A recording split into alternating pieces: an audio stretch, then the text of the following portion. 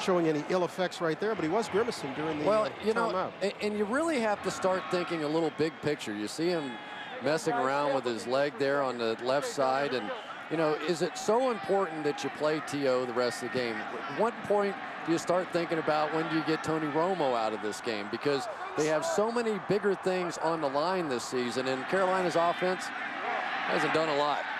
Matt Moore completing this one to Dante Rosario, another rookie. It gets him back to midfield. Rosario had a big catch last week in helping Moore and the Panthers to a victory over the Seahawks. Well, there's some young men that are going to get an opportunity, in part because of the way that they played a week ago. Marcus Ware back there trying to get underneath in the coverage, but Dante Rosario had a nice game last week. Ryan Robinson's going to get some additional snaps this week because of the way that he played. So Carolina and John Fox out there fishing, trying to figure out what's going to be best for next year as well. That one was a beaver to a duck, a rookie out of Oregon State to a rookie out of Oregon. And this is D'Angelo Williams cutting back and finding room off the right side. D'Angelo Williams racing to the corner with Terrence Newman, who wrestles him out of bounds at close to the 10-yard line. Well, and that is the crux of the debate, if you will, about the running back situation in Carolina. And I agree with the fact that the Carolina Panthers have so few big plays in them. The one guy they do have is D'Angelo Williams. Deshaun Foster has been the running back here for a long time. They've sort of been splitting carries throughout the course of the season. But when you don't have a lot of home run threats, to leave your main home run threat on the bench doesn't make a lot of sense. How about that stiff arm on Terrence Newman? Did you like that one? Knocked him back about 5 yards. Well, and I know that you don't want to run this young man 25 times. He's a small guy. He's not big. But you have to find situations, and you have to find different ways to get him on the field and try and come up with some big plays in the ball game. And I think that John Fox and the Carolina Panthers now are starting to lean that way a little bit more. And as a result of that stiff arm, you see Terrence Newman going off the field after talking with some of the training staff. If we get and look at it again, I think he knocked him back about 5 yards with that stiff arm. Jock Reeves has checked in the ball game in Newman's stead. Now, Newman has had problems with his feet all year long. He told us yesterday he was feeling fine. Doesn't look so fine right now. He's hurting. We had a chance to talk to him last night, and he was so excited to go to his first Pro Bowl this year. He's going to take his mom over there with him, and we're talking about 3 of the big names on the Cowboys now with some injuries that could be significant. Deshaun Foster has checked in the backfield for Williams. They'll lob this one for Steve Smith. Touchdown, Carolina. They went right after Jock Reeves in the spot vacated by Terrence Newman. And Steve Smith's over there giving it to Fred Sanford. I'm having the big one. I scored a touchdown. Lisbeth. I can't believe it. He goes inside, and I'm not exactly sure what Jock Reeves saw. He was looking in the backfield, and Matt Moore with the 3-step drop, maybe he just assumed that there was going to be a slant on the play, but I'm not sure if Steve Smith's had a much easier touchdown than that. Moore's NFL touchdown pass was a beauty. And Casey adds the extra point, and just like that, the Panthers have cut the deficit in half. This was what set it up, the long run by D'Angelo Williams, 37 yards, and then right away, it's Moore to Smith. 14-7 ball game. I mean, sure, I help people save money on car insurance, but few folks know that I support wildlife conservation too. You gonna eat all those? Well, you are, aren't you? You're just gonna go to town. All right, well, I'll make this quick. I'm teaming up with the Association of Zoos and Aquariums. I'm gonna be making the rounds to get the word out. Are those clams? I love clams. Do you want to offer me any? Apparently not. Geico.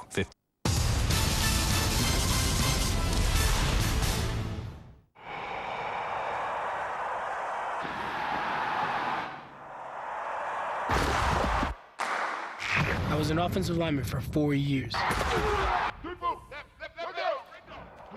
I no longer wear pads,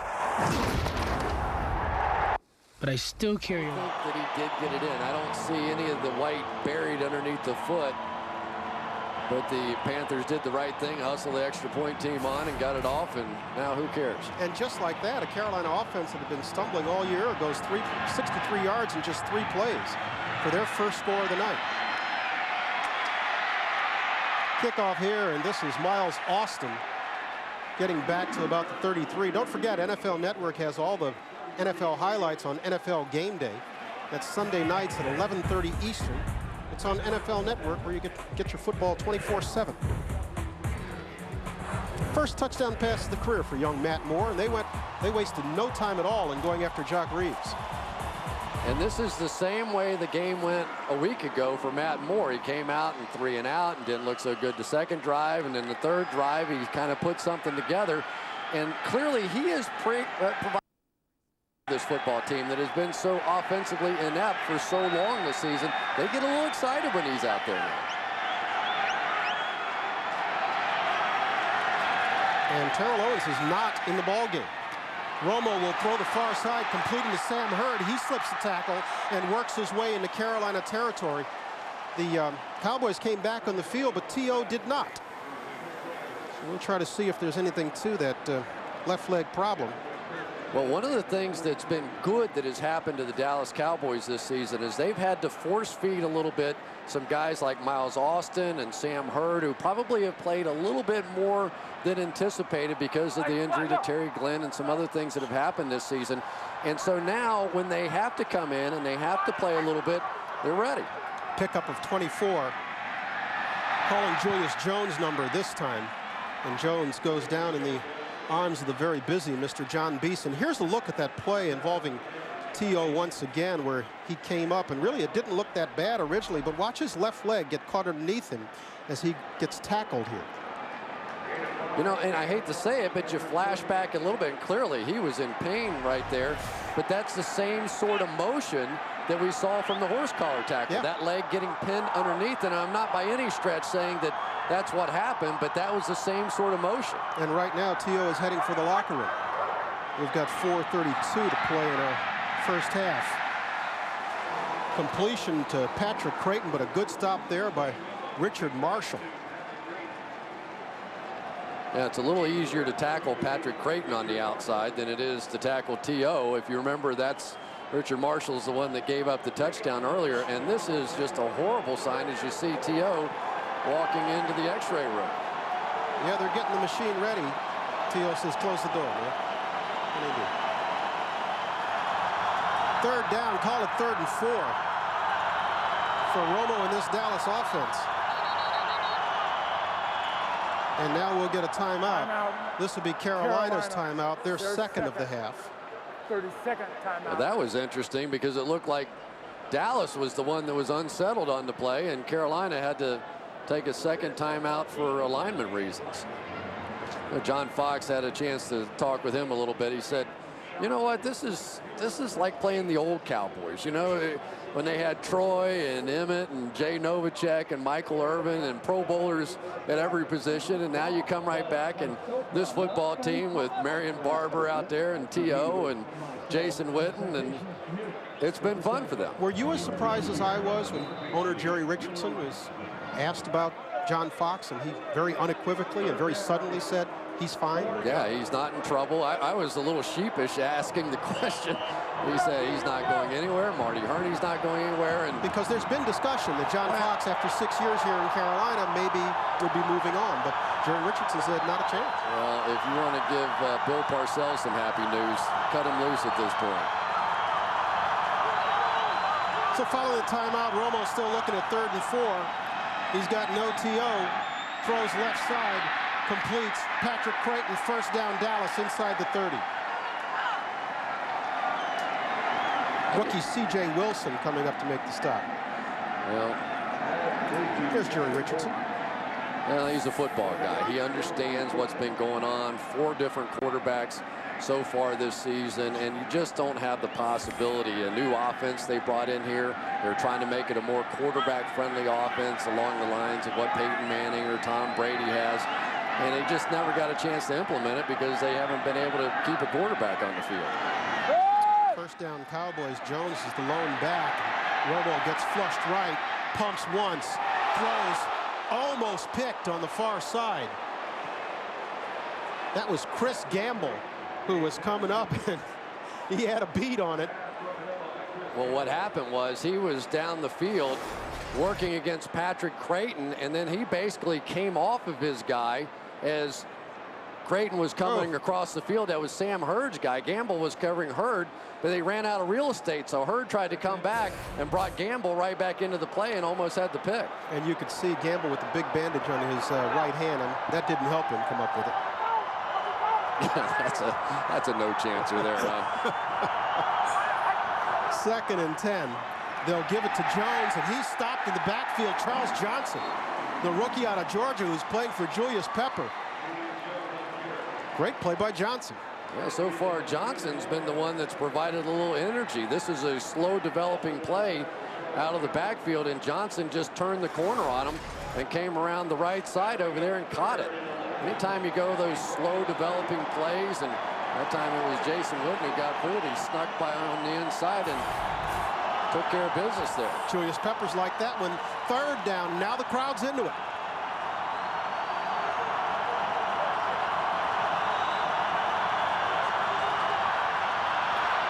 Romo for Creighton. He's going to be short of the marker. That's going to leave the Cowboys looking at 4th and about 3, and the field goal unit will come on. I'm just going to say this. The Dallas Cowboys are a completely different looking football team offensively without T.O. T.O. draws so much attention on the field. Other guys get singled up all over the field, and without him, that's not true. We've hit the 2-minute warning. We'll see the field goal attempt when we come back. Cowboys are leading this one 14-7. Speed with everything you need to know for your fantasy team. Sunday News Update, presented by Verizon Wireless on NFL Network. Hear every NFL game, every week, everywhere. Plus the Sirius NFL radio channel. Sirius Satellite Radio, the best radio on radio. Going over and over? It's not just you. Stopping and starting? Going urgently? You're not alone.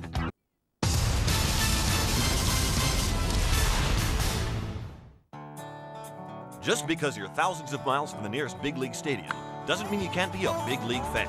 Majestic Athletic, the official uniform supplier for all 30 Major League Baseball teams. Available now all over Europe at NASN.com. It used to be easy to name college football's greatest play. But now there's a new contender to the crown.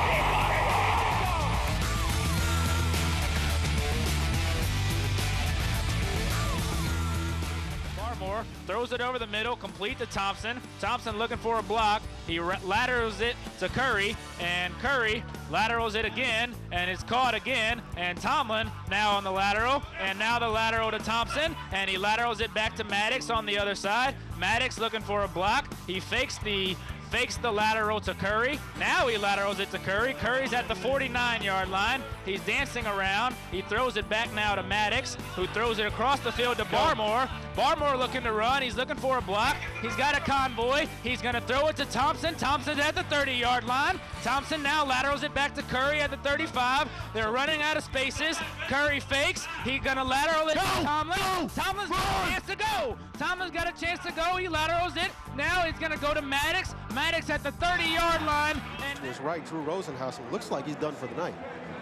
Does, and now he's pointing to the Achilles, so I'm not going to speculate on what it may or may not be, but it certainly does look like he's finished. Preliminary word is it's his left ankle that's the problem. Now it's his right that was hurt in the horse collar tackle when he was in his last year with the, next to last year I should say, with the Eagles. Well, when you start to think down the road what this could be, obviously they have a big one next week at Washington, right? And it is significant because of the fact that they're battling with Green Bay to see who gets to go where for that potential championship game. Nick Folk is on trying to make good from 42 yards, and he does. And with that extends the Cowboys' lead to 17-7 with just 1:56 to play in our first half. NFL Network, don't forget, covers the college game too. Break down the BCS bowl game matchups and standout players to watch. College Football Now, Tuesday through Friday, only on NFL Network. And so there's good news, bad news if you're a Dallas Cowboy fan. The good news is that Tony Romo's thumb does not seem to be bothering him too much. The bad news is his primary weapon has gone to the locker room with an ankle, doesn't look like he's going to return, and has a question mark hovering over him as they head down the stretch. Yeah, it's one of the things the Cowboys have had going for them all season, the fact that they've been able to stay so healthy, especially up front with that offensive line. Andre Gerard now out, T.O. dinged up a little bit, Tony Romo. I mean, this has been one of those remarkable runs for the Cowboys, but you just hope that they can take some of their top personnel into the playoffs. Even as we speak, we just got word that Jay Ratliff, their nose guard, has a right knee problem, and he's still being evaluated. And don't forget, Ratliff is playing because they lost Jason Ferguson in their first game of the year to a torn triceps, and it's Ratliff who got a contract extension, who has played so well. And Chris Canty was hurt a week ago and hurt his knee. So bad time for some Cowboys to be going down. This time as Ryan Robinson gets back to the 33-yard line. Give Alan Ball credit for the stop. And suddenly things are not going the way the Cowboys had envisioned. Well, the good news is, if you want to try and look for some good news, is they have already earned the bye week. So if they can get past the Redskins, then they would have the week in between in their first playoff game. But beating the Washington Redskins right now is not going to be that easy either. And they're don't playing forget, well. they've still got Terry Glenn, who hasn't played this year, but there are expectations that he may yet make it back. Yeah, but every time he comes back to practice, that knee starts swelling up again. Let's see what Matt Moore and the Panthers try as they're inside 2 minutes in the first half. He'll complete this one to Drew Carter, and Carter slips a tackle, makes his way to the first down marker before stepping out of bounds. Good play by Carter. And Drew Carter is one of those interesting guys that he seems to have so much talent, and he can run so well, and he catches the ball so well. But when you watch him on tape, he just doesn't make moves. He runs in straight lines, and he makes it easy on defenders to cover him. He's one of the, I almost wanted to tell him, send him to Fort Thomas, Kentucky. Let me show him a couple little moves, because if I could get open, I guarantee you with all his physical talent, he could be easily taught how to get open. And this time he's lined up opposite Jock Reeves, who is in for Terrence Newman, who has not returned since going to the sidelines with his own lower extremity problems. Moore will throw to the other side and have this one picked off by Anthony Henry. Henry at midfield cannot escape the tackle of, who is that? Looks like Jordan Gross was the one that got him around the ankles.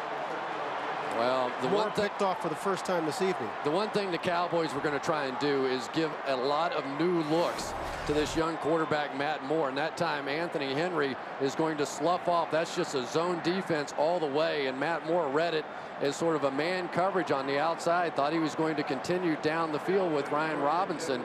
And then he simply peeled off. You see Bill Belichick and the Patriots doing a lot of that. And he got burned. All right, I'm not trying to second guess here, but if you're Moore, why do you go to Henry's side when Jock Reeves is over on the other side? He's not playing except in place of Terrence Newman, and you already beat him. Because he doesn't know any better. It's his second game. He just doesn't. That's why you don't play guys this early in their career. Marion Barber is dropped for a loss by Chris Jenkins, and the clock continues to tick. I can't imagine the Cowboys will try to do a lot before halftime, but I don't know about that. I think they're going to take some shots down the field right here. Sitting there at midfield, sure. 2nd and 10. Romo has time, dumps it off to Barber, and Barber had the handle and almost lost it before he's dropped after a pickup of maybe 2 yards. Yeah, Chris Harris coming up and jumping that route is now they're starting to get a little more aggressive on these receivers because they don't have to deal with T.O. anymore. Now they're not so afraid to come up in man coverage. And let's see how aggressive Romo and the Cowboys try to be. He'll complete this one to Jason Witten, and Witten will get out of bounds, and Witten is down. He's all right. Well, Tony Romo actually had a little more time on that one to let that play develop. I thought he settled for the underneath pass a little too soon. The protection was so, as we've been talking about all night, I mean, honestly, I think he could stand there for 10 seconds and not have anybody get close to him. But now they're in field position, and you're playing against Carolina, who struggles on offense. Good decision here, going for this first down. Right now, Tony Romo's numbers 19 for 27. That's exactly what Matt Moore had all last week. But that's pretty good numbers for a guy who's coming back from a thumb injury and a guy who had as flat a game as Tony did last week against Philly. He'll throw this time to the near side and complete it to Miles Austin. And Austin goes down just across the 40. And the Cowboys will use their last timeout.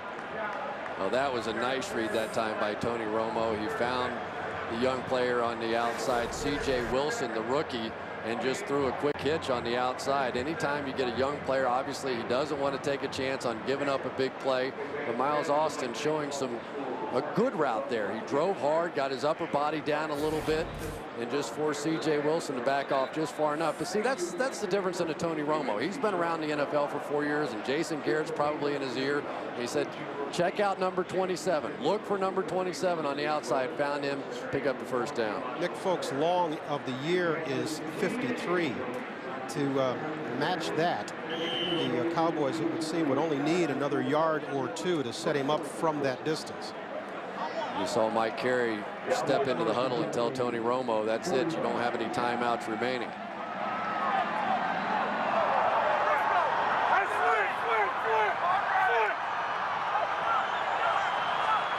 Great job by Romo stopping him. They would have had illegal motion on that play if he didn't stop his receiver. That was Sam Hurd, who he stopped to the far side. Point out what you mean. Well, you're never allowed to have two different receivers go in motion. And that time when he started the motion out to the right, one of his inside receivers reset his feet. You see right there, I think that's Patrick Creighton as Sam Hurd was going to the outside. So Tony Romo very alertly said, stop, you've got to reset. If you don't reset, we're going to have a penalty. Heads up play by the quarterback. 28 seconds left in our first half. That one a little bit behind Jason Witten, who then takes a shot over the middle. I think that was Deke Cooper coming up to say hello. Romo throwing far side, incomplete, overshooting Miles Austin. And that'll leave them with third down. Something was wrong with that route. They had Patrick Creighton and Miles Austin within about 7 yards of each other, and both on the exact same throwing angle. Basically, he had to throw it over Patrick Creighton to get it into Miles Austin. I've got to think, well, shouldn't pick on all the young guys, but Miles Austin probably cut one off that he shouldn't have. Right. Ideally, you'd like to hand it off here and get Folk a little bit closer, but you're out of timeouts. And they would not be able to get the field goal unit on the field. So 22 seconds left, 3rd and 10, and Folk would have to get at least a couple of yards closer or kick his longest of the year. We have a flag as Romo completes this one over the middle. Once again, Sam Hurd. 15 seconds left, but we'll wait and see what the call is. Well, and if it's a motion penalty on the offense, well, they would have tried to stop the clock, but that would have been a 10-second runoff. If it's on the defense, they'll have a chance to get the field goal. Offense. 2 men did not get set. 4 seconds before the snap. 5-yard penalty is still 3rd down. And so with that, they've now moved out of Nick Folk's range also. And the reason that wasn't a 10-second runoff is because illegal shift is not one of those that they shut the play down. If they shut the play down because of a motion penalty, then you would have gotten the 10-second runoff at that point.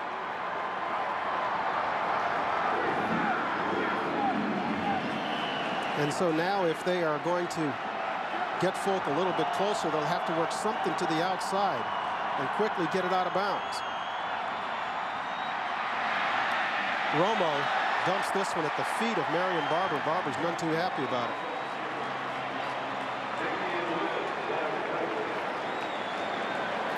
And they'll have to go for it, you would assume. It's an interesting decision. I think they will too.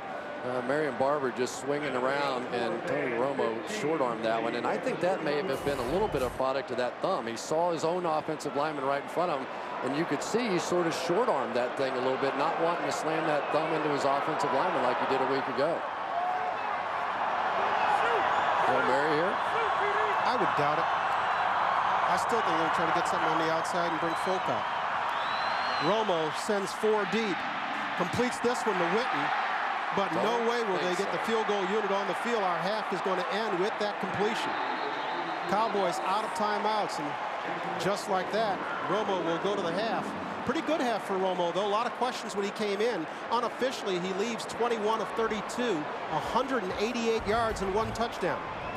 Coming up next is the Wendy's halftime show. We're going to have highlights and analysis, and of course, an interview with Bill Belichick. The Cowboys go to the locker room with some question marks, but they're leading by 10 in Carolina.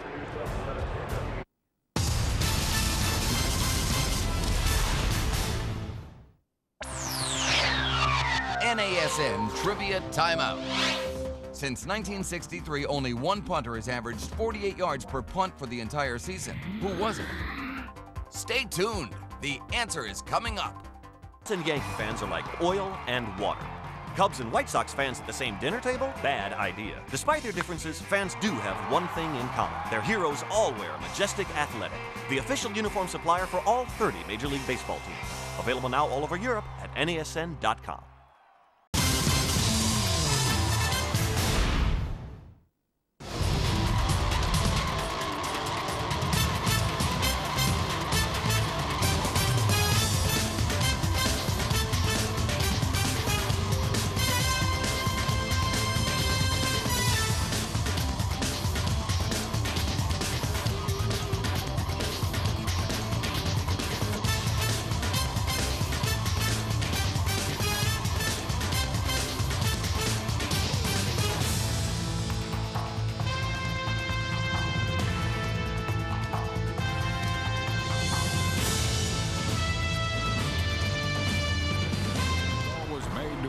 So they're hot and juicy.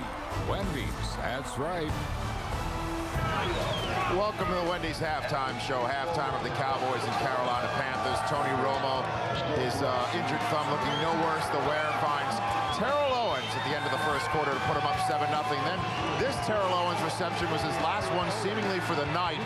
John Beeson takes Owens down. He comes up grimacing on the left lower leg. More on that in a moment. Marion Barber, next play after the Owens reception, takes it in the end zone, 14-0.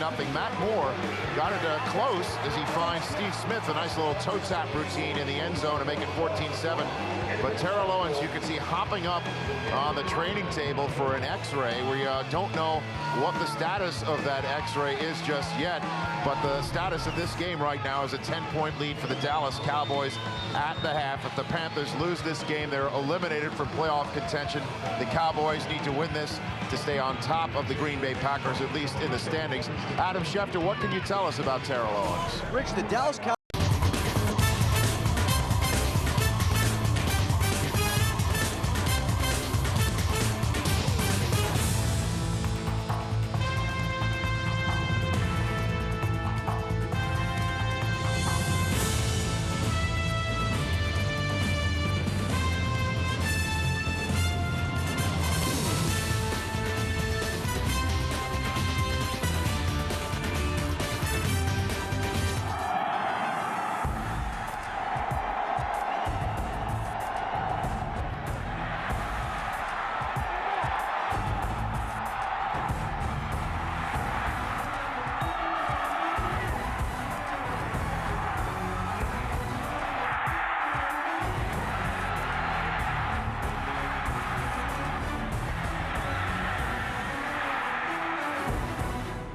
back in Carolina, where our halftime score in Charlotte is 17-7, Cowboys on top in what is a bit of a surprise because Dallas comes into this ball game averaging over 30 points a ball game. The Panthers have been offensively challenged all year. In 7 games, they've had 10 or fewer points, yet they're within 10.5. Yeah, and let's face it, the Panthers don't have the horses to keep up with the Dallas Cowboys, but the horses are starting to balance out a little bit now. The Cowboys are losing some really significant players all the way across the board on offense and defense, and you just wonder if Carolina might now in this second half say, all right, T.O.'s out of the game. Let's see what happens if we bring a little pressure, because now we could probably match up with our corners a little better. Well, unofficially, for what it's worth, we ran into Drew Rosenhaus in the hallway, and he said his guy is fine.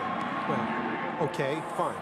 I'm not sure what fine means, but we'll find out in just a little bit. This is Ryan Robinson taking the second half kickoff. Robinson crossing the 40 up to the 44-yard line before Nick Folk makes the stop. And as Matt Moore comes onto the field, let's get an update on T.O. from Adam Schefter. Thanks very much, Brian. The initial x-rays of T.O.'s left ankle were negative. He will have further examination tomorrow, possibly an MRI. One Cowboy official told me he thought it could be a high ankle sprain, but T.O. is finished for the night. The good news for the Cowboys, Terrence Newman is back on the field. All right, Adam, thanks so very much. Newman is back on the field, and so is Ratliff right now. So things are looking up for the Cowboys. Yeah, I know every time my ankle's fine, I go for an MRI.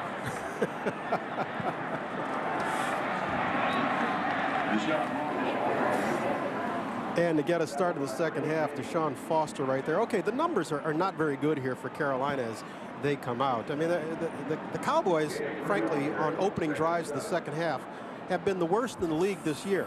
Well, that's great for the Panthers, except for they've been the worst in the league on opening drives offensively. They've had no points on their opening drive of the second half. Yeah, but right now Carolina is in great field position, and after that kickoff return, if you take advantage here and even get a field goal, all of a sudden you're in a ball game, and you're playing at home, and the crowd gets into it, and who knows? Smith comes in motion. Moore with some time, completing this one to Smith. He goes down in the arms of Ken Hamlin and appear to be a first down, Carolina. Yeah, probably the best protection all night, and they come out with a little play action and are able to work down the field to Steve Smith, and that has a way of jump-starting this offense sometimes. Steve Smith is one of those guys that is so emotional. He gets so excited out there on the football field. You get the ball in his hands, a little like T.O. on the other side of the ball, and everything just seems to uplift a little bit. New set of downs to work with for Moore, and Smith this time is split to the high side up left. Top of your screen. This one is for Smith. This will be way out of bounds. Yeah, they didn't fool Anthony Henry on that one. They tried to go to the double move with Steve Smith. I don't know what he's saying back there to Henry, but essentially they tried to go to the hesitate and go on the run out by Henry, but Henry never saw it. He was looking in the backfield, got fooled momentarily, but a good job by Matt Moore. He saw it wasn't there rather than trying to take a chance and work it in there, just throw it out of bounds, and second down, take another shot. Surprised they don't come this side and see how fit Newman is. Newman sat out the better part of the second quarter after going down with a foot injury. But they'll give it inside. This is to Sean Foster, and he gets stood up right at the line of scrimmage. A whole bunch of white jerseys there. The crowd didn't like the call. Well, and the tough part for Carolina offensively is now the Cowboys were essentially in a shell coverage. They had only 7 guys on the line of scrimmage, an almost automatic rundown when you get that kind of look, and they still can't gain a foot. You know, that's not a good sign. That means you're getting beaten badly on the offensive line by that defensive line. And really, you take out Jordan Gross, and the Carolina offensive line's a little ordinary. In part why Foster has the worst per carry average in the NFL, next to Warwick Dunn, for those backs who've carried 200 times or more. Moore with time again, completing a strike once again. Steve Smith, and another first down, Carolina. Yeah, and this is a really good look by Matt Moore. There's people and bodies flying all around him. A lot of rookies in this situation start to get a little nervous. They start to think about running the football. But watch Matt Moore, eyes down the field all the way. He feels the pressure. He steps up, finds Steve Smith. That's the reason they got a little excited about what they saw a week ago out of Matt Moore. Brian Stewart didn't like care. it. No, I was about to say he didn't care much for that. Moore on first down gives it inside. D'Angelo Williams had checked back into the ball game. And again, I mean, we had talked about this a little bit earlier, but you remember back to the days when they had Stephen Davis and they'd power run the ball and they'd just force you and force their will upon you. Well, now they're still trying to do that power run game, but their personnel is more of a slash personnel. Yeah, it really is, especially up front. And Stephen Davis was the last 1,000-yard rusher that they've had around here, and that's been many moons ago. And so now you basically have to force to be a little bit more quarterback friendly with your offense, but quarterbacks aren't so friendly when they're only playing 2 or 3 games in a row. D'Angelo Williams trying it right up the gut, carrying a tackler for a gain of maybe 3 yards, but Matt Moore is going to be looking at a 3rd and 7. And let me tell you why teams do that, and it's almost automatic in this league when you don't gain anything on first down. Because if you end up in a 3rd and 10 situation, it's an automatic blitz. They'll allow you to throw the hot read, make the tackle, get off the field. But if you can cut it down to about a 3rd and 6, now you have more options on the offensive side. You're Carolina, what do you like here? Steve Smith. Smith is at the bottom of your screen. He's split wide right. Moore will roll in his direction. Moore for Smith. First down, Panthers. Smith breaking one tackle to the 8-yard line. It'll be 1st and goal, Carolina. And there's some of that raw emotion that you see out of Steve Smith. He was covered on the initial look on the outside by Moore, but he stayed with Steve Smith. Instead of backing off, he just stayed right with him. He jumped back inside of Terrence Newman, and Terrence Newman is not feeling very good. He is a tough guy, and at the tail end of that play, he sort of backed off of just throwing his body in for the tackle. He literally sort of ran away from the play, and you do not ever see that out of Terrence Newman. Pickup of 17 on 3rd and 7, 1st and goal, Carolina. This is D'Angelo Williams stiff-arming his way to the 2, inside the 2. Good run by Williams, second-year player out of Memphis. Keith Davis finally drags him down. Yeah, Keith Davis got close to a Roy Williams horse collar. He sure did at the tail end of that play. But again, some of the athleticism of D'Angelo Williams as he jumps to the outside and gets it right down. This has been a very impressive drive for Carolina. This is a team that really struggles coming out to start the second half, and Matt Moore just seems to have them settled in. Just inside the 2-yard line, Carolina to a tight formation. D'Angelo Williams is the deep back. They'll fake it to Williams. We've got a whistle. Somebody jumped early. Offense number 73, 5-yard penalty, still second down. That's Jeremy Bridges, a reserve guard out of Southern Miss. Jeremy Bridges on the right side just flinched, and this is a really expensive penalty, and then you've got an expensive Justin entry Hartwig on the outside of it, their center. Justin Hartwig is down. We'll get a check of his condition when we come back.